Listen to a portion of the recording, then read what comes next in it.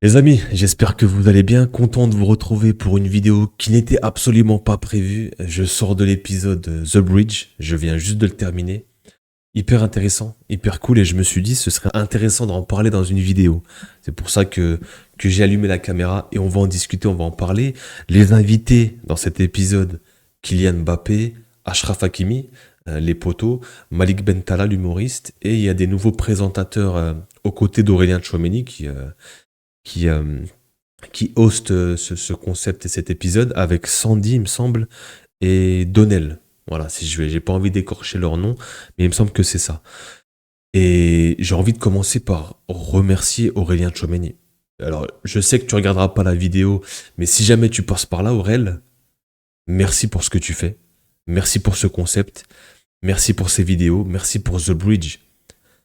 Parce que ça fait du bien, en fait, de pouvoir vous voir un petit peu euh, naturel, avec vos personnalités. Et ça fait du bien de pouvoir vous voir autre que sur un terrain de foot ou en interview, où c'est un petit peu cadré et vous devez un petit peu faire attention à ce que vous dites. Et là, on voit quand même que c'est The Bridge, le concept, c'est vraiment, ils viennent, tu as des cultures différentes, des milieux différents, des amis, ou même si c'est pas des amis, ils sont là, et il y a une discussion chill, comme si toi, tu avais ta discussion avec tes potes. Et c'est trop cool. Franchement, c'est trop cool. Et on a vu forcément Kylian s'ouvrir, parler.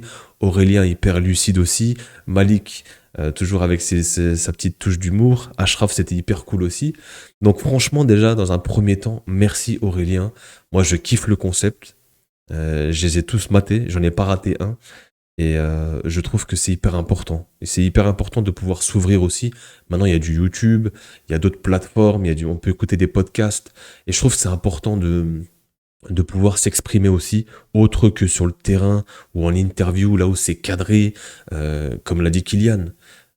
Ils viennent avec leurs questions, toi t'es là avec tes réponses qui sont déjà prêtes. Donc déjà c'est pas naturel, et puis il y a un peu ce rapport de force, euh, ce, ce, ce ring de boxe comme l'a expliqué Kylian, alors que là tu vois en fait tu viens, t'es toi-même, t'as quelques sujets, tu sais de quoi on va parler plus ou moins, et tu balances. Et il y a des sujets tabous aussi, hein. Il y a des sujets tabous, on va en revenir. Mais c'était hyper intéressant. Et ça a commencé un petit peu avec les cadeaux, c'était marrant avec le A pour Kylian, la petite coupe d'Afrique pour Ashraf, c'était drôle. Franchement, moi j'ai kiffé un petit peu l'humour. Ils ont parlé aussi de leur amitié, hein, le Kix et Ashraf, comment ils se sont rencontrés. Bon, ils se connaissaient en tant que joueurs, mais de loin. Et ensuite, c'est Ashraf qui a rejoint le PSG. Là, ils ont commencé à discuter ensemble. Kylian, je crois, il parlait déjà espagnol parce qu'il avait déjà anticipé. Lui, son rêve, c'était de jouer au Real. Donc, il avait déjà commencé à apprendre l'espagnol. Et Ashraf ne parlait pas français. Ils se sont rencontrés comme ça. Les deux du même âge. Un petit peu avec les mêmes passe-temps, les mêmes. Comment dire, ça joue à la console, ça regardait du foot. Les deux célibataires, je crois, à ce moment-là. Je suis pas sûr. Donc, pour eux, voilà, c'était plus simple de se rencontrer comme ça. Et puis ensuite, feeling, hein. Il y a des choses qui s'expliquent pas. Ils sont devenus poteaux. Et maintenant, voilà, c'est la bromance. Et ils se quittent plus, les mecs. Et je trouve que, je sais pas, moi, j'aime bien leur amitié. Tu vois que c'est sincère. Tu vois que c'est sincère, et moi, j'aime bien leur amitié. Et c'est deux monstres en plus dans le foot, hein. C'est vraiment moi, en fait, que ce soit Ashraf ou Kix, à leur poste, dans leur rôle, c'est les meilleurs. Ils font partie des tout meilleurs. Ashraf, il est dans le top 2, top 3 des latéraux, et le kick, c'est pareil en termes de numéro 9. Donc c'est assez rare quand même de voir des mecs qui sont les meilleurs à leur poste être des meilleurs amis. C'est assez rare dans le foot quand même pour le souligner. Et ouais, il y a eu des petites questions aussi. Il y a eu, je crois, il y a eu des questions qui dérangent et qui arrangent. Ça, j'ai plus trop le souvenir là-dessus. Ça a parlé de la demi-finale France-Maroc au Qatar. Ça s'écrivait tous les jours apparemment entre Mbappé et Ashraf. Et ensuite, ils se sont rencontrés. Et là, ils parlent de la relation sur le terrain. Tiens, ça, c'était intéressant. Apparemment, ça se parlait beaucoup et ça se disait. Ça préparait les vacances sur le terrain, les gars, apparemment. Tu vois, Kix, il dit que quand l'action, elle est loin, eh ben, nous, on était là à côté, et on parlait de nos vacances, qu'est-ce qu'on va faire, la famille, ça va, etc. Donc, là, c'est assez drôle de voir quand même que les joueurs, ils sont naturels, en fait. Nous, on les voit un petit peu, on les idéalise quand on les voit sur le terrain, quand on les voit en interview, parce que nous, on a que ça, en fait. On n'a que ça. Donc nous, on se base que sur ce qu'on voit. Quand on juge un joueur de foot, forcément, on va le juger sur son terrain. Mais l'homme, tu peux pas le juger sur un terrain de foot. C'est pas ça la vraie vie. Le joueur de foot, il a une vie à côté. Comme toi, moi, aujourd'hui, je fais une vidéo YouTube. J'ai une vie à côté. Tu vas me juger sur ce que je dis sur ma vidéo. Mais sur ma personnalité et mon personnage, c'est en dehors, tu peux pas le savoir. Et donc les joueurs, c'est pareil, logiquement. Et là, c'était intéressant de les voir dans The Bridge où ils s'ouvrent un peu plus, ils sont un peu plus naturels. Et on a vu un Mbappé qui a pris beaucoup la parole, je trouve. Ça, c'était un peu... c'est dommage qu'on n'ait pas assez entendu les autres. Mais Mbappé, tu sais qu'il aime bien parler. Il parle super bien. Je crois, c'est un moment, c'est Aurélien lui demande, mais t'as fait des cours de médias pour t'exprimer comme ça ou c'est comment et tout? Après, il a expliqué que non, quand il était jeune, bah, il était entouré d'adultes et il était dans un milieu où il y avait toujours des personnes qui étaient plus âgées que lui, donc ça l'a forcé tout de suite à bien s'exprimer, apprendre très vite. Donc ça, c'était intéressant de savoir aussi comment ça lui est venu, ce langage et cette communication qu'il maîtrise. Et je trouve que c'était hyper lucide, hyper intéressant. Si on rentre un petit peu euh, dans le technico-tactique, il a dit les choses. Et c'est là qu'on voit que les joueurs, ils savent. Soit ils regardent nos vidéos ou les vidéos, mais ils savent ce qui se dit, ils savent. Et Mbappé, quand il dit, moi, même Aurélien, il l'a dit à un moment donné, ça c'était drôle, il a dit, ouais, c'est vrai que ça nous aide pas et qu'il défend pas beaucoup et tout, mais aujourd'hui, en fait, tu vas attendre d'un joueur qui fasse tout. Aujourd'hui, en fait, moi le premier, hein. Moi je suis le premier à le dire dans mes vidéos, je me mets dans le sac. On va attendre qu'un joueur il fasse tout, qu'il soit parfait. Et Kylian, il a tellement mis l'exigence tellement haut, très très haut. On a un niveau d'exigence avec lui qui n'est pas comme les autres. Et du coup, on veut qu'il marque, on veut qu'il presse, on veut qu'il fasse des passes, on veut qu'il soit bon dans l'attitude, dans le comportement, qu'il ne rate pas ses pénaltys, qu'il sourit, qu'il chante la Marseillaise, enfin bref, vous m'avez compris. Et en fait, je trouve quand même que moi, je me suis remis un petit peu en question. Je me dis, bon, c'est vrai que moi, je veux les minima. Quand on lui dit de défendre, c'est que c'est un minimum. Et il l'a dit, Ashraf, il l'a dit, c'est vrai que nous, quand on a les attaquants qui défendent, qui viennent soutenir un petit peu les milieux, en fait, ça évite que les joueurs peuvent remonter le ballon vite au milieu de terrain et être à l'aise. Moi, si tu as des attaquants qui pressent, ça gêne la relance adverse. Et ça, c'est important. Mais tu peux pas le faire à outrance et tout le temps. Mais il y a les minima. Et c'est vrai que Mbappé, bah, c'est un des joueurs qui presse le moins. Et il l'a avoué lui-même. Il a dit, c'est vrai que par moment, je défends pas beaucoup. Et j'ai besoin d'être frais. Enfin, c'est Ashraf qui l'a dit, il a besoin d'être frais pour marquer. Il le sait. Il le sait. Et en fait, ça me dérange aussi un peu. C'est qu'il le sait, mais il le fait pas non plus. Et j'aimerais bien qu'il le fasse un peu plus. Parce qu'il le sait, il est intelligent. Et nous, on le savait qu'il était intelligent. Il sait qu'il doit presser un peu plus. Et c'est pour ça qu'il l'a dit, quand il le fait, on est là, wow, parce que oui, on n'est pas habitué. Un Rafinha, on a habitué. Un Dembélé, on a habitué. Avec un Giggs, on n'est pas habitué. Et c'est pour ça que quand tu le fais, on est content. On sait que tu sais marquer des buts, on sait que tu sais prendre la profondeur, on sait que tu es bon avec ballon. Mais il faut être bon aussi sans ballon. Le foot, c'est aussi sans ballon. Et c'est aussi à 11 et avec tes coéquipiers. Donc il le sait. Et on espère que pour cette deuxième partie de saison, bah, il y aura un petit déclic et il va se dire, bon, je vais en faire un peu plus. Là, il reste des matchs importants. Je vais tout donner. Je vais tout donner et c'est là que ça se joue en fait. Souvent une saison, là, ça se joue entre mars et mai, sur 3 4 mois en fait. C'est les moments de vérité. C'est le sprint final et c'est là qu'il faut mouiller le maillot et c'est là qu'il faut se donner. Donc ouais, ça a parlé des binationaux aussi. Ouais, c'était intéressant. Lui il disait que bah, j'ai grandi en France, donc j'ai choisi la France. Je ne vais pas m'amuser à aller à gauche, à droite. Et c'est sûr que quand t'es bon, en fait, cette question, elle est valable pour les joueurs qui sont entre guillemets entre deux eaux, entre deux chaises, qui sont mid, qui sont bons, mais pas assez pour être dans l'équipe, euh, on va dire, qui a un meilleur niveau, mais plutôt mid pour aller dans l'autre équipe. Donc c'est ceux qui sont entre deux chaises. Mais Kylian, il n'était pas concerné, lui. Lui, on savait que c'était l'équipe de France de toute façon. Il a parlé aussi des trophées UNFP. Il a admis qu'il a fait une erreur. Qu'il est arrivé, que c'était un joueur qui était frustré. C'est pour ça que nous, on sait pas tout. On sait pas tout, on se permet de juger, mais on sait pas ce qui se passe derrière. Lui, c'était un joueur qui était frustré, qui était euh, énervé sur plein de choses et il s'est exprimé, il a tout lâché. Comme l'histoire avec l'équipe de France là, contre la Suisse à l'Euro. Moi, je savais pas qu'il voulait arrêter de jouer. Il y a eu ces insultes et tout. Ça l'a touché aussi. Il y a pas mal de choses comme ça où je trouve quand même que Kylian, c'est un joueur hyper clivant. Il fait partie des meilleurs joueurs de la planète. C'est le joueur où ça parle de Kylian. Partout à la radio, sur YouTube, nous, à la télé, partout. On l'attend. Et je trouve qu'avec toutes ces attentes et tout ce qu'il y a autour de lui, cette pression, etc., je trouve qu'il s'en sort plutôt bien quand même. Alors certes, il lui manque des choses dans son palmarès, mais il a gagné très tôt, comme il l'a dit. Derrière, il y a une grosse pression, il y a une grosse attente.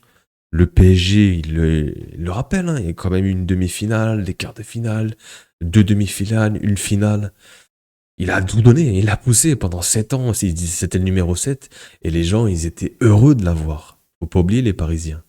Ils étaient heureux d'avoir Kylian Mbappé, et quand ça parlait de lui pour aller au Real en 2021-2022, bah non, les supporters ne voulaient pas entendre parler. Et quand il a prolongé, on a vu ce qui s'est passé. Ça a fêté, comme si c'était un titre. Et ça, il le sait. Et à un moment donné, bah voilà, il avait un rêve, il est parti. Et il le dit, ok, le PSG a gagné derrière. Et il avait des petits regrets par rapport à Luis Enrique. Il aurait aimé. Parce qu'en fait, la dernière année où il reste, il disait que lui, c'était les montagnes russes. Il était dans le loft, ça se passait pas très bien.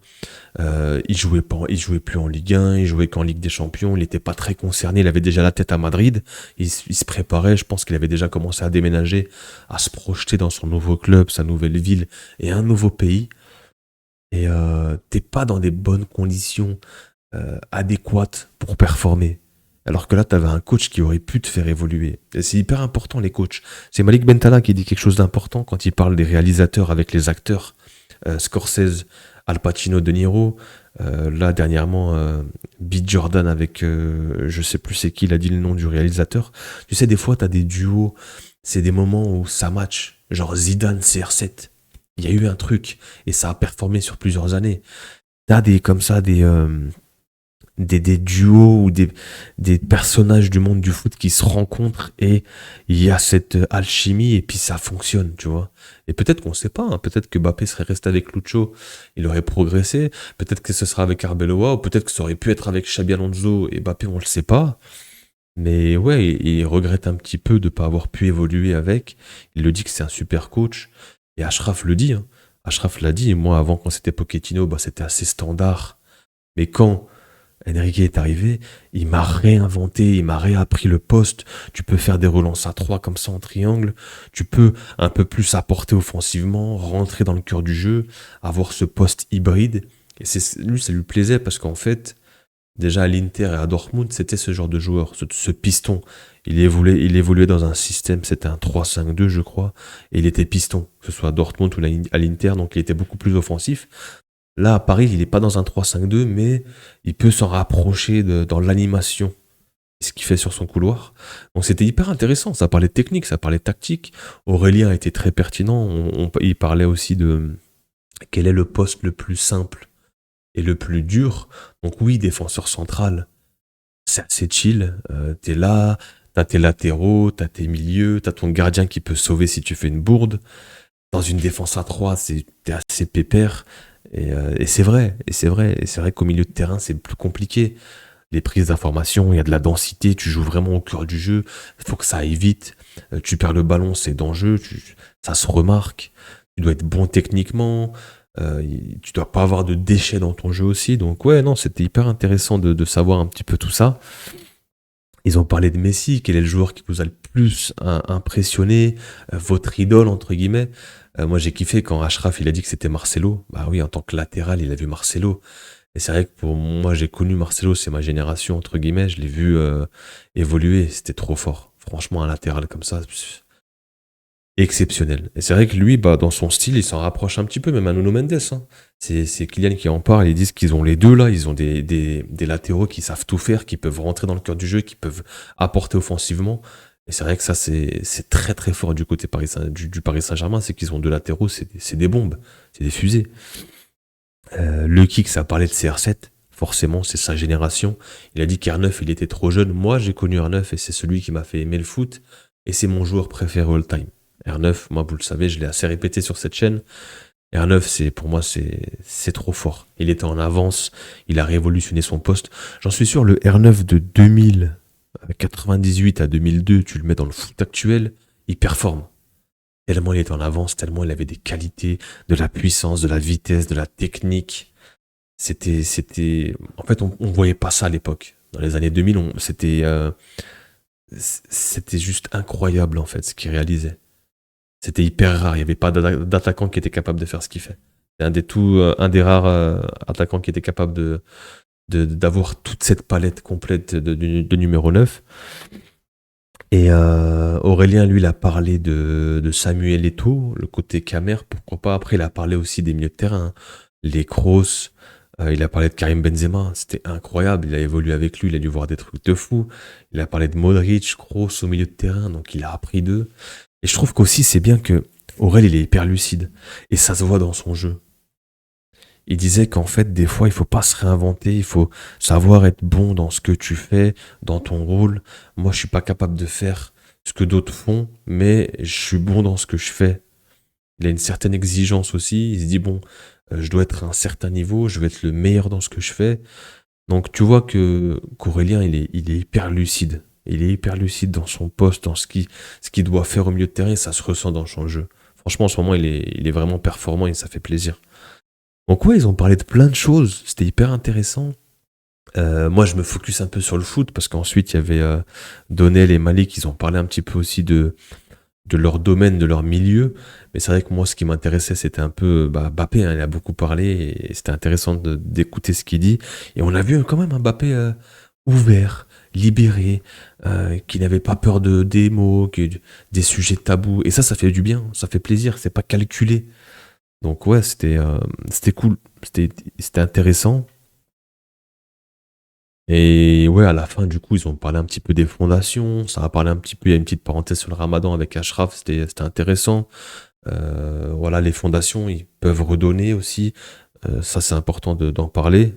Euh, les joueurs, ouais, ils gagnent beaucoup d'argent, mais il y en a beaucoup qui reversent et qui aident euh, des personnes qui sont en difficulté. Donc ça, c'est hyper important. Et puis voilà, on a fait plus ou moins le tour. Mais en tout cas, ouais, c'était cool. Je voulais faire une petite vidéo pour vous en parler, pour réagir un petit peu tranquille. Je tourne la vidéo assez tard, c'est pour ça que je la tourne un petit peu en mode ASMR. Mais voilà, au moins, on en a discuté. C'était intéressant. On en sait un peu plus aussi sur le Kicks. Et dites-moi en commentaire ce que vous avez pensé, vous, de cette vidéo, du Kicks, de son intervention, d'Aurélien, d'Ashraf aussi. Est-ce que Ashraf peut-être va venir au Real Madrid? On ne sait pas. Peut-être. Il y a peut-être une petite passerelle qui est en train de se créer. Mais voilà, c'est une petite vidéo pour parler de ce petit épisode The Bridge que je kiffe particulièrement. On se retrouve pour de nouvelles vidéos, les gars. Prenez soin de vous et à très vite. Peace.